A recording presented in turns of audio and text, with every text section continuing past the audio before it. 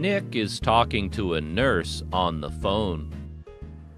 Hello, I'd like to see Dr. Chan as soon as possible. Can I take your name? My name's Nicholas Wong. Dr. Chan has time this afternoon. Would you be able to come in at 3 o'clock? That sounds fine. Thanks.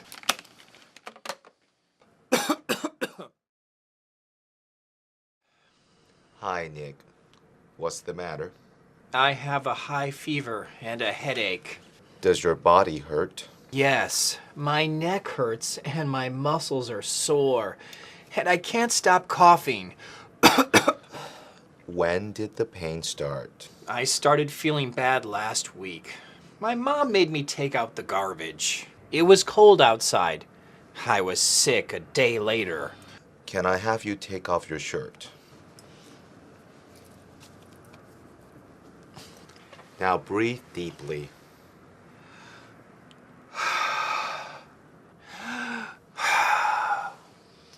It doesn't sound good. Let me check your throat. It looks red. Are you taking any medicine at the moment? No. Okay. Please take this medicine with food. It can make you feel better. Take 1 pill every 6 hours and drink lots of water. Thank you.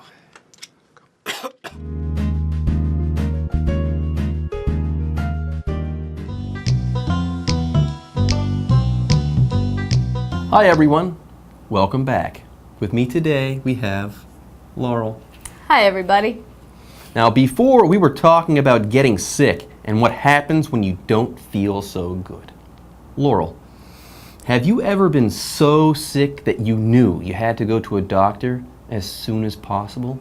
Were you ever afraid that if you didn't do something, that something bad was going to happen? Anyways, we use the phrase as soon as possible here, and this phrase means as fast as you can, or without delay. For example, I needed to get to the bathroom as soon as possible because it felt like I was going to throw up. Oh yes. I remember once I was so sick that I felt like everything hurt. I had a fever, which is a high body temperature. When I had a fever, my temperature was 38 degrees. When you have a fever, your whole body feels like it's burning hot because your body is trying to kill off bacteria. That's why if you have a fever, you know you're really sick. It felt like I couldn't stop coughing, just like Nick in our dialogue. Now, if you can't stop doing something, it means that you want to stop, but you don't have the ability to. You just can't stop doing it. And yes, if you use this phrase, remember to use can't stop with an ing verb. For example, oh, I can't stop eating these chips. Oh, I know they aren't good for me, but they're just too good to leave alone. I just love Pringles. Pringles. Now, in our dialogue, it talks about a boy named Nick who feels really sick.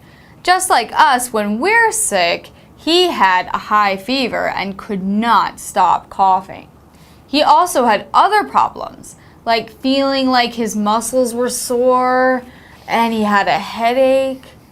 If you're sore, it means a part of your body is in pain or is aching.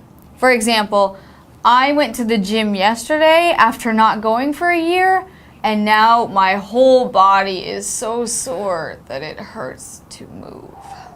Boy, do I ever know that feeling. Yeah, me too. So, when he called the doctor, the nurse took his name and checked when the doctor would be able to see him. Take is a useful verb because we can use it in a lot of different ways. For example, we can take medicine, take someone's advice, take notes, or do something that takes a lot of effort. In this case, when she takes his name, it doesn't mean she steals it. I'm gonna steal your name. No. It means she asks him what his name is so she can write it down for her records. For example, they took my full name and passport number at the ticket counter so they could find me a new seat on the plane. Yes, and later on in the dialogue, when he sees the doctor, he asks him to take off his shirt so he could examine him. And here the doctor is examining the patient, not the other way around. Nope. But good memory, Jeff. And yes, you could also take something off, like a piece of clothing. True. Now, before Nick gets to the doctor, the nurse also asks when he would be able to get there. This is just a phrase we use to mean to have the ability to do something. For example, I am able to do 400 push-ups. No way. I can only do 300 if I try really hard. I might be able to not breathe so well afterwards. Now, when you breathe, it means you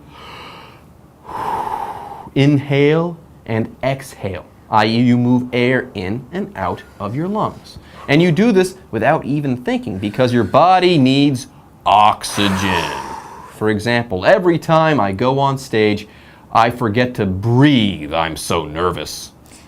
Yeah, and don't forget that when Nick is at the doctor's office, the doctor asks him to breathe deeply or in a strong way. Mr. Chan doesn't ask him to take a normal breath. He wants him to take a long, deep breath in and out so he can listen to his lungs. If you get nervous before you go on stage, someone might tell you to breathe deeply so you won't pass out. Now, at the end of the dialogue, the doctor finally gives Nick some pills or a small piece of solid medicine because his throat looks a little bit red and he hasn't been feeling well. And yes, pills usually contain medicine. They usually kind of look like a circle or a little bit of a tube called a capsule, actually. Now, yes, when you have a pill, you take that pill, and the medicine in that pill should make you feel better. That's the idea. For example, the doctor gave me so many pills, I'm not sure what does what. Better be careful then. Oh. Listen to your doctor and take your medicine as they recommend. There are sometimes lots of, or large amounts of, rules about how to take the pills and when. Your doctor might tell you there are lots of instructions, so pay attention. That's right. If you're sick, you don't want to make yourself feel worse by taking too much medication. Exactly. Okay, that's about it for our dialogue section. Thanks for listening, but stay right there because our reading section is up next.